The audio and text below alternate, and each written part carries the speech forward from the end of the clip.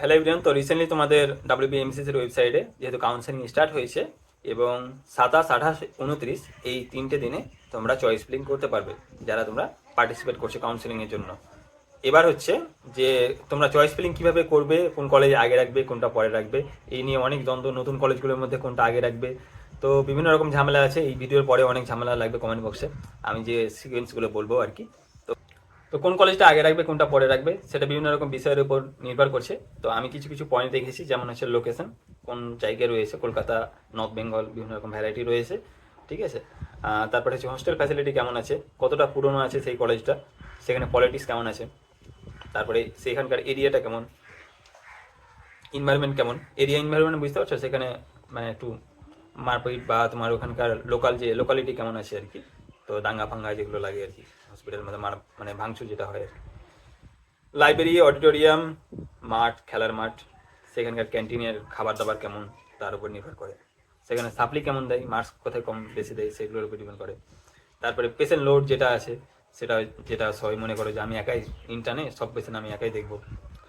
তারপর একটা হচ্ছে কতটা পরিষ্কার পরিচ্ছন্ন সেখানকার ক্যাম্পাস, সেখানকার হোস্টেল, সেখানকার হসপিটাল কেমন পরিষ্কার পরিচ্ছন্ন, সিনিয়রদের সাথে ইন্টারাকশান কেমন, মানে খুব সহজে কোথায় মিশানো যায়, মানে যেমন পিজি আর নর্থ বেঙ্গল এরকম টাইপের বিভিন্ন রকম ভ্যারাইটি থাকে। তো চলো বিভিন্ন রকম কন্ট্রোভার্সির মধ্যে দিয়ে আমরা শুরু করছি। প্রথমে আমরা রেখেছি মেডিকেল কলেজ কলকাতা, কোনো কথা হবে না, সেটা 1 নম্বরে থাকবে, ঠিক আছে। বিভিন্ন রকম কন্ট্রোভার্সি হবে, অনেকে পিজি নিতে চাও, বিভিন্ন রকম অনেকের একমত আছে, তো পিজি রাখতে পারো, কোনো ব্যাপার না। তো 1 নম্বরে আমি রেখেছি এমসিকে, 2 নম্বরে রেখেছি এসএসকেএম, 3 নম্বরে হচ্ছে এনআরএস, 4 নম্বরে হচ্ছে আরজিকর মেডিকেল কলেজ, 5 নম্বরে হচ্ছে ক্যালকাটা ন্যাশনাল মেডিকেল কলেজ। এবার আরজি কলেজ যা অবস্থা, অনেকের বিভিন্ন রকম মতামত থাকে, তো একাডেমিক দিক দিয়ে দেখতে গেলে কিন্তু আরজি কর খারাপ না। তারপরে 6 নম্বরে আমি রেখেছি বর্ধমান মেডিকেল কলেজ, 7 নম্বরে হচ্ছে জেএনএম এবং 8 নম্বরে হচ্ছে সাগর দত্ত। এখানে হচ্ছে মেল গোলমালটা লাগে, অনেকে বলে যে সাগর দত্ত কলকাতার মধ্যে পড়ছে, আমি সেটাকে আগে রাখবো।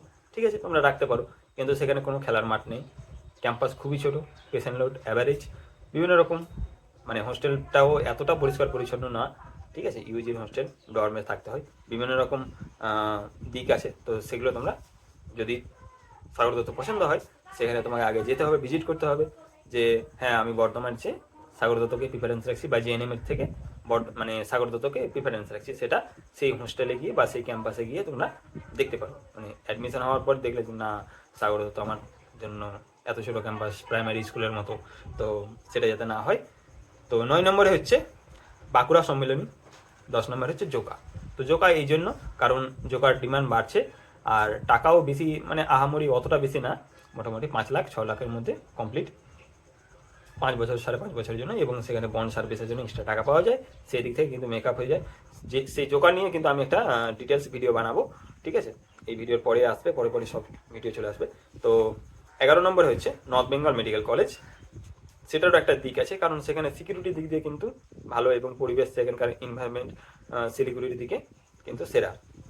তারপরে হচ্ছে 12 নম্বরে মেদিনীপুর মেডিকেল কলেজ, 13 নম্বর হচ্ছে বারাসাত। তো বারাসাতটা এই জন্য রেখেছি, কিন্তু তোমরা সেখানকার যে লোকেশন, মানে কলকাতা থেকে খুব কাছে, এবং সেখানকার ডেভেলপমেন্ট কিন্তু তাড়াতাড়ি হচ্ছে, এবং বিভিন্ন রকম সুবিধা রয়েছে, হোস্টেল ফ্যাসিলিটি থেকে শুরু করে একাডেমিক, বা সব কিছু কাছাকাছি একই হাতের মুঠো পাওয়া যাচ্ছে, তো সবাই সেটাকে কিন্তু প্রায়োরিটি দিচ্ছে।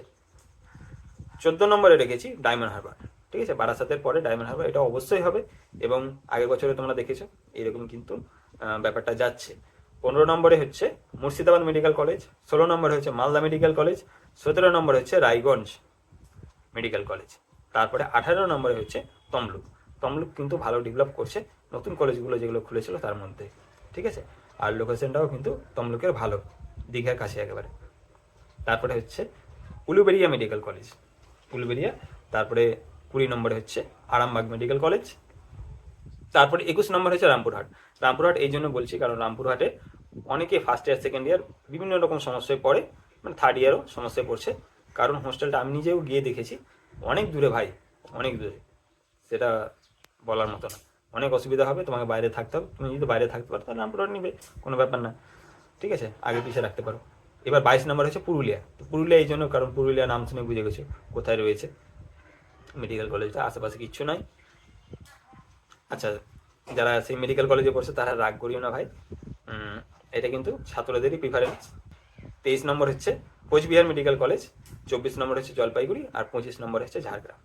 তো তোমাদের কি মতামত, কোন কলেজ মানে আগে রাখলে ভালো হতো, সিকোয়েন্সটা কোনটা আগে রাখলে ভালো হতো, সেটা তোমরা অবশ্যই কমেন্ট বক্সে দিতে পারো। এটা হচ্ছে আমার ওপিনিয়ন ছিল। আমি যা মোটামুটি ফ্রেন্ড সার্কেলে বা মেডিকেল কলেজে থেকে যা বুঝতে পেরেছি যে কোনটা কি দরকার, এবং অ্যাটলিস্ট শেষখানে এইটুকু বলবো, অনেকে কিন্তু এক একটা মতামত থাকে যে এখানে পেশেন্ট লোড আছে বলে সেখানে আমি সেই মেডিকেল কলেজে ভর্তি হব, বা কলকাতার বলেই আমি সেখানেই ভর্তি হবো, কলকাতা মেডিকেল কলেজ পেয়েছি বলে, সেরকম কোনো ব্যাপার না। বা সেখানে ফ্যাকাল্টি বেশি ভালো আছে, মানে পড়াশোনা সেখানে বেশি ভালো হয়, এরকম একটা দিক আছে। যেমন মেডিকেল কলেজ কলকাতা, অবশ্যই সেখানে পড়াশোনার একটা ভালো পরিবেশ রয়েছে, বা কলকাতার যে যতগুলো মেডিকেল কলেজ আছে সেখানে কম্পিটিশনটা একটু বেশি আছে। সেটা আমি একটা দিক বলবো যে কলকাতার মধ্যে তুমি যদি কোনো মেডিকেল কলেজ পাও তো সেটা নিতে পারো। এবার কলকাতার বাইরে যখন তুমি চলে আসো, সেটা কিন্তু তোমার এরিয়ার মানে সেই জেলার মধ্যেই যাতে একটা মেডিকেল কলেজ হয় সেটাই চেষ্টা করবে, মানে নিজস্ব জেলায় যাতে থাকতে পারো তোমরা, সেটা সবচেয়ে আমার মনে হয় যে বেস্ট হবে। মানে পরে অনেক সময় কী হয় যে রিগ্রেট হয়, বিভিন্ন রকম চিন্তাভাবনা, সেই এরিয়াটা মানে সেই কলেজটা ঘুরে গিয়ে তোমরা এক কথায় দেখে আসতে পারো যে কলেজটা কেমন, কলেজটা পরিবেশ কেমন, সেখানকার সিনিয়রদের সাথে কথা বলে আসতে পারো, মানে কলেজে মানে চয়েস ফিলিং করার আগের মুহূর্তে আর কি। মানে যারা মোটামুটি একটা আইডিয়া পেয়ে গেছো যে আমি এই কলেজটা পাচ্ছি, মানে এই 3টা কলেজের মধ্যে আমি একটা কলেজ পাবো, তো সেই 3টা কলেজ তোমরা কিন্তু একবার ঘুরে দেখে আসতে পারো। তো এটাই আমার একটা পার্সোনাল সাজেশন। তো ভিডিওটি কেমন লাগলো তোমরা অবশ্যই কমেন্ট বক্সে জানাও, এবং ভিডিওটিতে লাইক করে দিও, চ্যানেলটা নতুন হলে সাবস্ক্রাইব করে নিও, আর আমাকে ইনস্টাগ্রামে ফলো করতে পারো, আমার টেলিগ্রাম চ্যানেল আছে, সেখানে বিভিন্ন রকম আপডেট আছে, সেখানে জয়েন করতে পারো। থ্যাংক ইউ ভিডিওটি দেখার জন্য।